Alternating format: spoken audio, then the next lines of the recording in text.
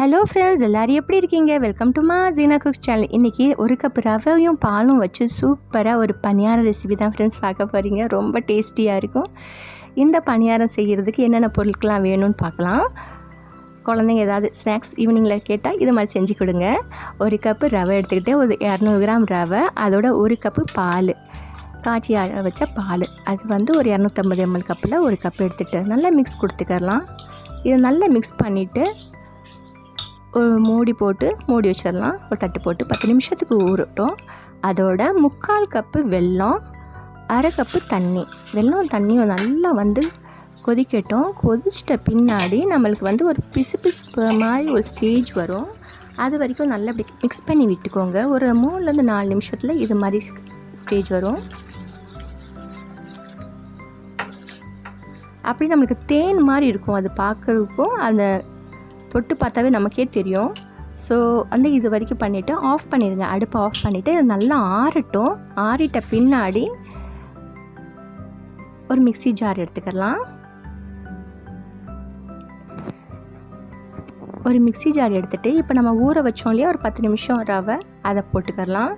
நல்லா ரவை ஃபுல்லாகவே அந்த மில்கை அப்சர்வ் பண்ணிடும். இது நம்ம பால் ஊற்றி செய்கிறனால ரொம்ப டேஸ்டியாக இருக்கும்.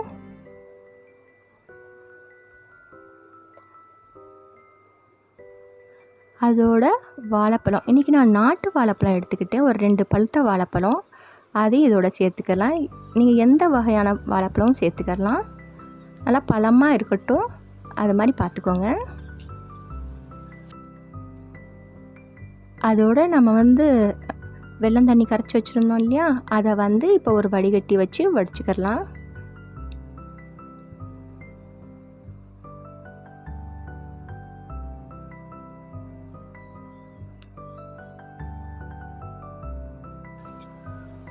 அதோட 2 ஏலக்காவையும் சேர்த்துக்கிட்டேன். இப்போ மிக்சியில் நல்லா அரைச்சிட்டு வந்துடலாம். அரைச்சிட்டு ஒரு மிக்சிங் பவுலில் இது சேர்த்துக்கிட்டேன். நம்மளுக்கு கன்சிஸ்டன்சி இது மாதிரி தான் ஃப்ரெண்ட்ஸ் இருக்கணும். ரொம்ப தண்ணியாக இருந்தாலும் பணியாரம் ஊற்ற சிரமமாக போயிடும். ஸோ ரொம்ப கட்டியாக இருந்தாலும் நல்லா இருக்காது. ஸோ இந்த மாதிரி கன்சிஸ்டன்சி பார்த்துக்கோங்க. அதோட ஒரு சின்ன தடுக்கா பேன் வச்சுட்டு ஒரே ஒரு ஸ்பூன் நெய் சேர்த்துட்டு ஒரு 3 டேபிள் ஸ்பூன் தேங்காய் குட்டி பீசஸாக நறுக்கி போட்டது, ஒரு ஸ்பூன் வெள்ளை எள்ளையும் சேர்த்துட்டு நல்லா வதக்கிட்டு இதோட போட்டுக்கிட்டேன். ரொம்ப நன்னுள்ள சாப்பிட சூப்பராக இருக்கும் இந்த தேங்காய் எள்ளெல்லாம். அதோட ஒரு சிட்டிகை உப்பையும் சேர்த்துட்டு ஒரு 1/4 டீஸ்பூன் ஆப்ப சோடா, பேக்கிங் சோடா, இதையும் சேர்த்துட்டு நல்லா ஒரு மிக்ஸ் பண்ணிக்கலாம். இப்போது நம்ம இது மாதிரி தான் கன்சிஸ்டன்சி இருக்கணும் பார்த்துக்கோங்க.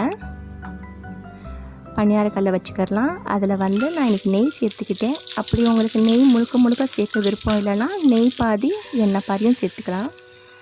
இப்போ நம்ம மாவு எல்லா குழிகள்லையும் ஊற்றிக்கோங்க. நல்லா நெரிச்சாப்லேயே ஊற்றிக்கலாம். அப்போ தான் நம்மளுக்கு இந்த பணியாரம் நல்லா புசு நல்லா உருண்டை அழகாக வரும். நீங்கள் கொஞ்சமாக ஊற்றுனீங்கன்னா பணியாரம் இப்படி சப்பையாக இருக்கும், பார்க்கவும் நல்லா இருக்காது.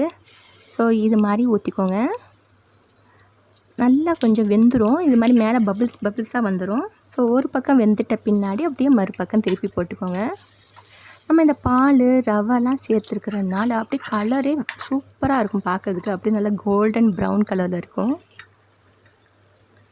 வெல்லம்லாம் சேர்த்துருக்கிறதுனால. ஸோ இது குட்டீஸ்லேருந்து பெரியவங்க வரைக்கும் அழகாக தாராளமாக கொடுக்கலாம். ஸோ நீங்களும் இந்த ரெசிபியை ட்ரை பண்ணுங்கள் ஃப்ரெண்ட்ஸ்.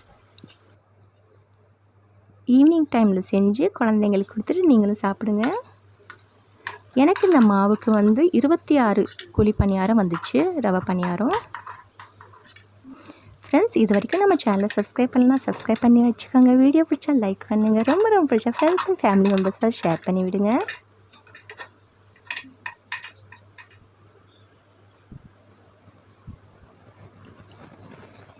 இப்போ பாருங்கள் நடுவில் எப்படி இருக்குதுன்னு. செம்ம டேஸ்டியாகவும் சாஃப்டான ஒரு பணியார ரெசிபி. தேங்க்ஸ் ஃபார் வாட்சிங்.